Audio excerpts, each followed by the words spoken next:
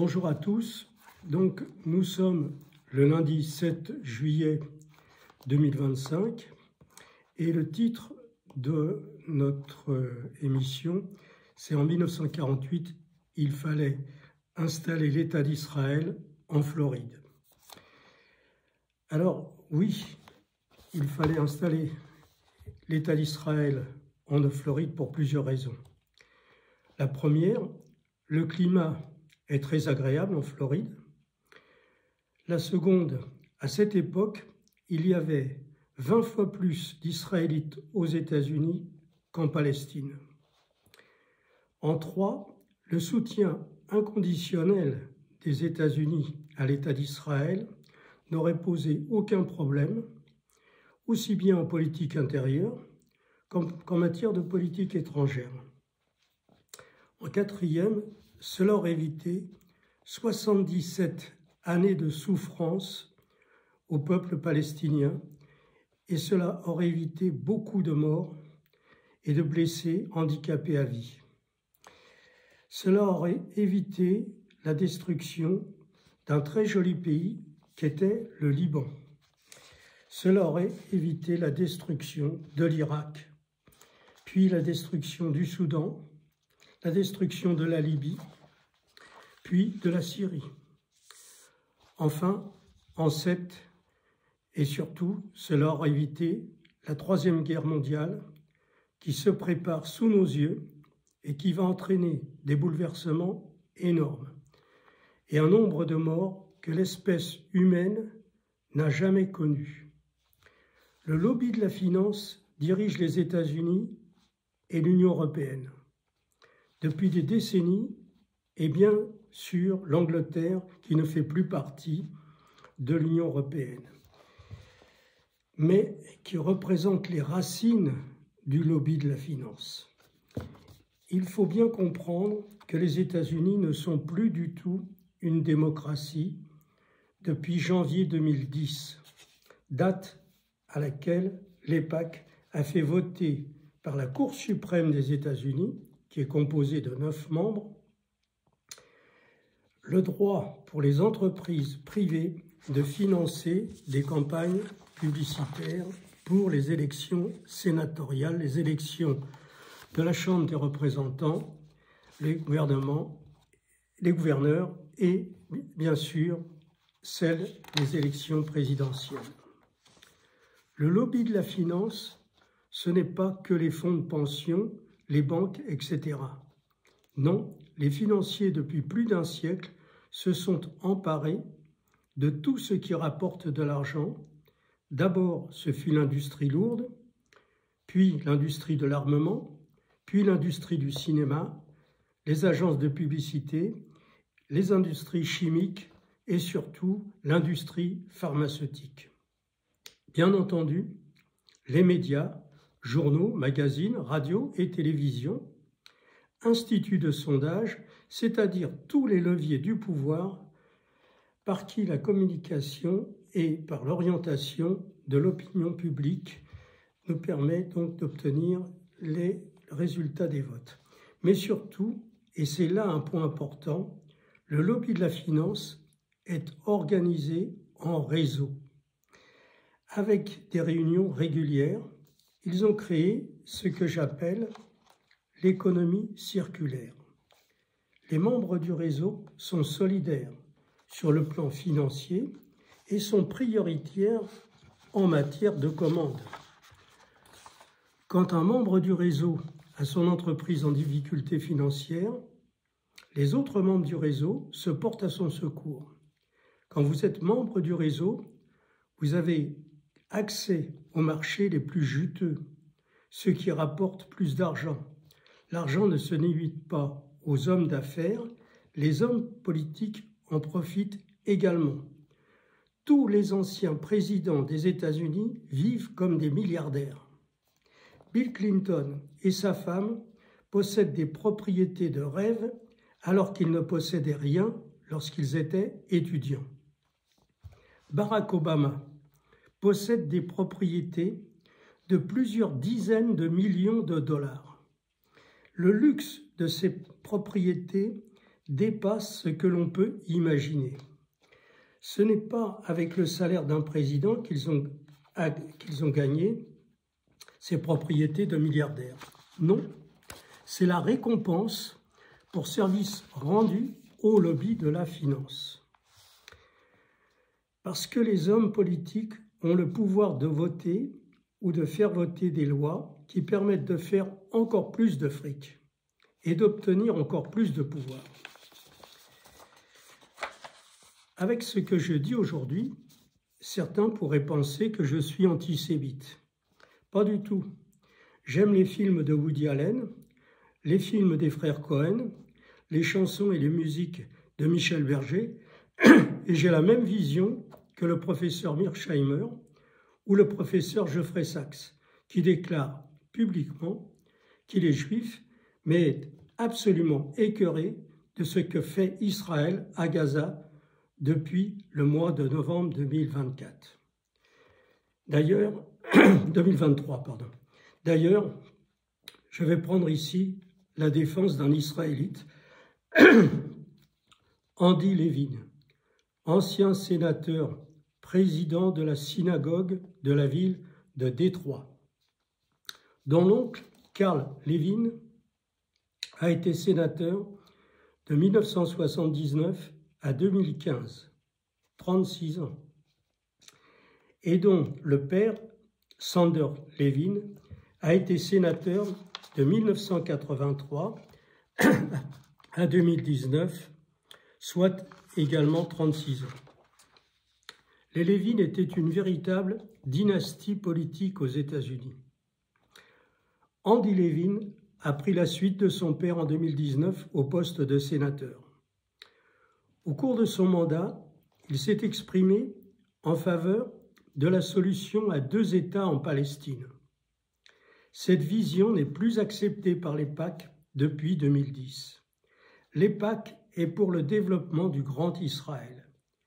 Eh bien, l'EIPAC a fait financer plus exactement une campagne contre Andy Levin pendant les élections sénatoriales de 2022.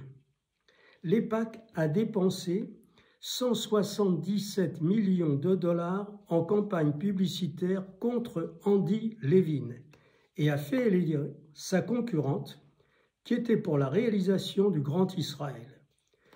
Andy Levin a été battu dans cette campagne électorale et a participé à de nombreuses émissions télévisées après cette élection pour dénoncer les méthodes de l'EIPAC, mais c'était trop tard, il ne sera plus sénateur. Curieusement, les sionistes les plus extrêmes sont bien souvent des chrétiens, comme par exemple Peter Hegseth, secrétaire à la Défense nommé à ce poste pour apporter la solution finale aux problèmes posés par le territoire de Gaza. Le niveau de corruption pour les élections américaines a atteint des sommets qu'il est impossible de comprendre dans d'autres pays. D'ailleurs, on ne peut plus parler de corruption arrivée à un tel stade. Israël, à travers l'EIPAC, achète véritablement tous les sénateurs et tous les membres de la Chambre des représentants.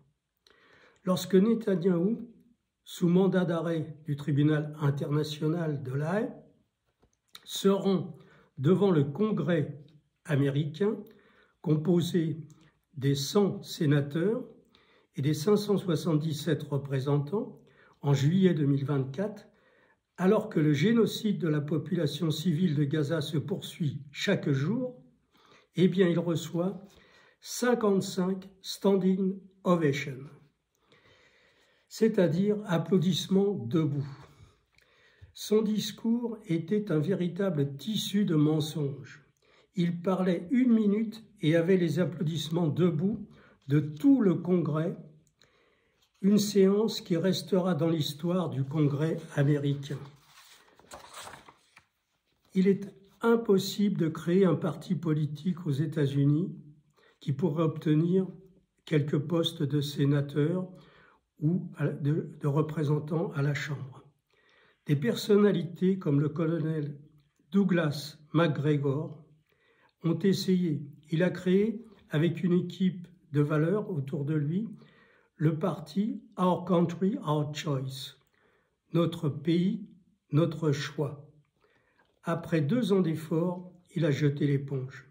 Il est impossible d'obtenir un seul poste de sénateur ou de représentant lorsque votre candidat a contre lui un candidat de l'EPAC. C'est terminé, tout est verrouillé. Les Russes le savent, les Chinois le savent, et bien sûr les Iraniens également. Seule une guerre qui détruirait la puissance militaire et économique des États-Unis permettra de sortir de l'hégémonie américaine dirigée par Israël. Nous sommes maintenant dans la période de préparation de la Troisième Guerre mondiale. Les dirigeants américains ne se rendent pas compte qu'ils ne sont plus du tout en mesure de gagner cette guerre. Le lobby de la finance a délocalisé de nombreuses activités industrielles. Parce que c'était moins cher de faire fabriquer des éléments dans les pays asiatiques, les États-Unis n'ont plus la capacité industrielle pour produire le matériel nécessaire pour faire une guerre conventionnelle de plusieurs mois. Et sur le plan nucléaire, ils sont dépassés par les Russes qui possèdent maintenant 7 années d'avance sur la production de missiles hypersoniques. Donc voilà le résumé de la rubrique que je voulais faire aujourd'hui.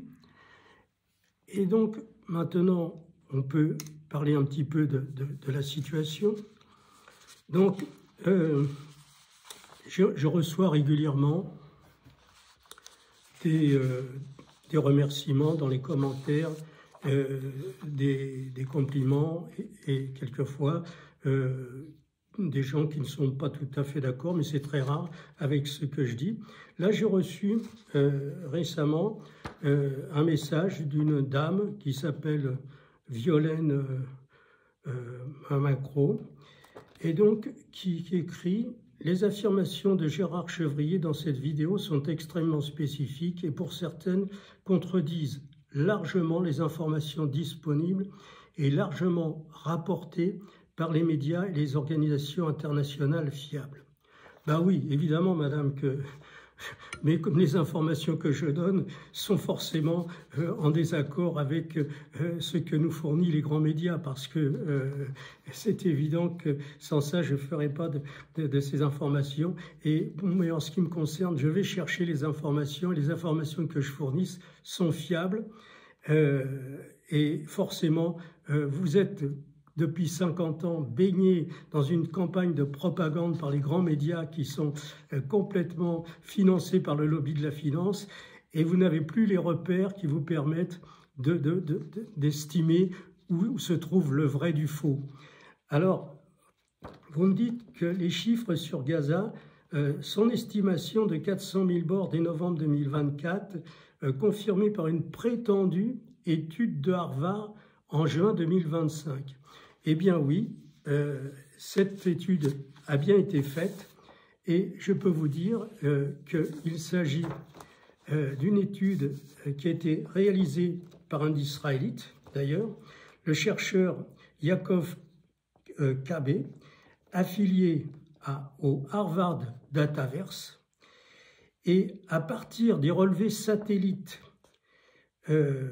fournis d'ailleurs par les données israéliennes, il a estimé qu'il restait environ 1 800 000 personnes à Gaza. Alors, oui, et en ce qui me concerne, je peux vous dire qu'il y a eu 400 000 morts ou 300 000, pour moi, ça ne change rien. Ça ne me rapporte rien de dire qu'il y en a 400 000 ou qu'il y en a 300 000. Vous comprenez? Je dis les choses qui sont le résultat d'une étude que j'ai faite, qui m'a pris quand même pas mal de temps. Et donc, j'ai été satisfait de voir que une université comme Harvard confirmait quelques mois plus tard les chiffres que j'avais indiqués il y a quelques mois. Alors, une petite information, vous me dites aussi dans votre chose que les dégâts en Israël, la liste détaillée et étendue des destructions majeures en Israël, bases militaires, ports, raffineries, quartiers généraux du Mossad, aéroports, etc., par des missiles iraniens, écrit, représenterait une catastrophe d'ampleur inédite. De tels événements auraient été largement et unanimement rapportés par tous les médias internationaux. Ben non, madame, les médias internationaux, ils appartiennent au lobby de la finance qui est chapeauté par Israël. Il n'y a aucune information qui sort d'Israël actuellement. Seuls des petits films qui sont faits par des personnes privées et qui l'envoient, par exemple, au Liban ou en Jordanie. Et c'est comme ça que nous avons des sources. Et donc, je peux vous dire que les dégâts que j'ai fournis sont la liste non exhaustive des destructions qui étaient faites en Israël est parfaitement documentée. J'ai eu les informations. Alors, en règle générale, je me méfie toujours des informations qu'on peut attraper sur Internet. Et donc, je ne me prends compte que des informations sur des personnes que je connais qui sont fiables. Là, en l'occurrence, c'est un officier, un ancien officier de la CIA qui est crédible et qui est toujours en contact avec les collègues qu'il a formés il y a 15 et 20 ans. Et donc, c'est quelqu'un qui est parfaitement au fait. Et je peux vous dire que les dégâts sont encore beaucoup plus importants que ceux que j'ai fournis. D'ailleurs, dans une prochaine vidéo, on va essayer de faire un petit montage, de vous montrer les images des destructions qu'il y a eu dans le port d'Haïfa, dans la ville de Tel Aviv, à Beersheba, etc. C'est énorme, énorme les dégâts qu'il y a eu. Et là, il n'y a pas de doute, on voit les gens qui parlent en hébreu, et donc ce n'est pas des images qui sont prises ailleurs. Donc je peux vous dire que oui, les dégâts en Israël sont énormes et ont été complètement dissimulés par les grands médias en France et dans d'autres pays comme l'Angleterre ou les États-Unis. Donc voilà. Alors une petite information quand même pour vous faire voir l'état d'esprit de ce qui se passe en Israël, que je vais vous donner, sur la vitre arrière des véhicules en Israël. Les Israéliens ont collé une petite affiche en anglais et en hébreu sur laquelle est écrit « Finish them », c'est-à-dire « tuez-les tous ». On peut voir cette affiche sur presque toutes les voitures en Israël. Ça vous donne un peu l'état d'esprit de ces gens-là, voyez, qui sont pour la solution finale à Gaza. Alors que eux ont connu, quand même, les grands-parents ont connu la solution finale en Allemagne. Eh bien, reproduire cela, c'est quelque chose de pathétique, c'est quelque chose d'inimaginable. Alors, en ce qui me concerne, oui, je continuerai à donner des informations qui vont, bien sûr, contre le courant des grands médias. Mais bien sûr, avant, je vérifie mes informations. Si j'ai un doute, je ne les communique pas. Lorsque lorsque de bonne foi, je pense que et puis que c'est réfléchi, eh bien oui, je donne ces informations et vous pouvez, je pense, me faire confiance parce qu'en ce qui me concerne, vous le savez, je n'ai aucun intérêt pour l'un parti ou l'autre. Je veux simplement qu'il y ait un peu de respect pour l'espèce humaine et vraiment, c'est quelque chose, ce qui se passe à Gaza pour moi, c'est déchirant, c'est indigne de l'humanité et c'est indigne de ces gens dont les grands-parents ont souffert et ont souffert d'ailleurs tout autour de l'histoire. Je pense qu'il y a beaucoup de juifs dans le monde qui partagent mon indignation et donc oui, maintenant je dénoncerai à chaque fois que j'ai des informations fiables ce qui se passe en Israël. Voilà. Donc pour aujourd'hui, on va terminer cette petite vidéo. La semaine prochaine, je vous parlerai certainement de ce qui se passe en Ukraine.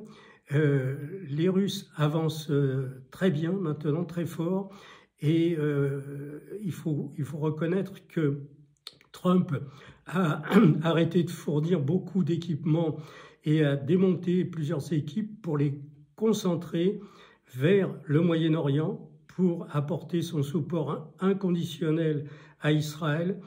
Et il est bien possible qu'il se prépare une opération de grande ampleur en direction de l'Iran. On en reparlera dans quelques temps. Je pense qu'il faut s'attendre. Le but d'Israël n'est absolument pas de détruire les sites d'enrichissement d'uranium. Ça, c'est de la blague. Ils veulent changer le régime, mettre en place à la direction de l'Iran des gens qui sont à leurs bottes et à leurs ordres. Ils veulent faire du business avec tout le pétrole et les gaz et les richesses qu'il y a en Iran.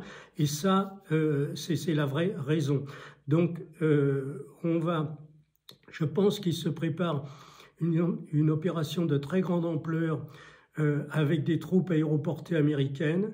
J'ai pu voir des images, mais pour l'instant, il faut attendre de voir comment les choses vont évoluer. À mon avis, ce sera une opération très risquée de la part des Américains. S'ils veulent larguer par parachute des milliers de parachutistes à des postes clés, à des endroits précis, c'est un petit peu ce qui se prépare, je pense. Eh bien, on verra dans quelques temps, et ça va être certainement, nous vivons une période qui est unique dans l'histoire de l'humanité, et c'est pour ça que je vais continuer à faire cette rubrique hebdomadaire pour apporter à ceux qui nous suivent des informations que j'ai quand même vérifiées avant de les donner. Voilà, à très bientôt, et en tout cas à la semaine prochaine.